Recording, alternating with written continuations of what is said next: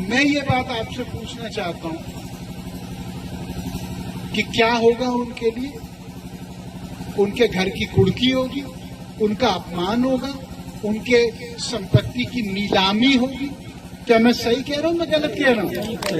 अब मैं पूछना चाह रहा हूं, तो क्या इसका इलाज क्या होगा? केवल नारा दे के होगा जय श्री राम, भारत माता की जय, हो गया सब काम? मैं भारत माता को अपनी मां मानता हूं और मैं हनुमान जी का भक्त हूं। मैं भगवान राम को अपना इष्ट मानता हूं। लेकिन मैं आपसे एक बात पूछना चाहता हूं, आज जो बुनियादी समस्याएं हैं, जो बुनियादी समस्याएं से हर व्यक्ति ग्रसित है, क्या उनका हल नारे से केवल होगा या उनका हल नीतिगत सुधार से होगा? क्या मैं सही कह रहा हूं कि मैं गलत कह रहा हूं? सब हाथ उठे हुए हैं, सबके, सब समझ रहे हैं। आज मैं एक बात पूछना चाहता हूं आपसे। हर नौकरी आज संविदा पे दी जा रही है, हर नई नौकरी संविदा पे।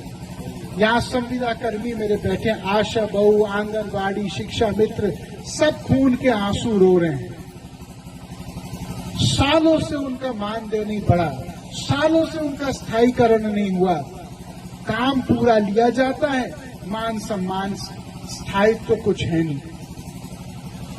जब अग्निवीर योजना आई, वरुण गांधी ने खुल्लम खुल्ला उसका विरोध किया। क्यों किया? मैं एक बात आपसे पूछना चाहता हूं, अगर आपके साथ गांव में से कोई लड़का सैनिक बन के जाता है और देश की रक्षा सरहद पे करता है, क्या पूरे क्षेत्र के लिए गौरव की बात है कि नहीं है? अगर और अग्निवीर में क्या है कि 40% लोगों को 5 साल के बाद निकाला जाएगा। अब मैं ये बात पूछना चाहता हूं आपसे, जब वो लड़का 4 साल के बाद निकाला जाएगा, वापस आएगा और वो आर्मी के वर्दी पहन के आएगा और वो स्कूल में बर्तन मांजेगा, नाली साफ करेगा, तो क्या ये पूरे सेना का अपमान है कि नहीं है? क्या ये सेना के मनोबल पे ये असर पड़ेगा कि नहीं पड़ेगा? बाकी लोग नहीं कहेंगे हम मरने के लिए यहाँ अपने परिवार से दूर 1,000 किलोमीटर क्यों खड़े हैं यहाँ पे, हमको भी निकाल के बर्तन मंजवाओगे? देश चलाना कोई मजाक नहीं है, संवेदनशील और गहरा काम है।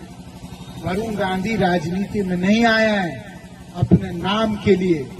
वरुण गांधी राजनीति में आया है कि आम आदमी का हिस्सा जो छीना जा रहा है, आम आदमी के लिए जो आदमी आज नहीं बोल रहा, मौन बन गए सब नेता, मौनी बाबा बन गए। मीठा बोलो भैया, आगे चलो।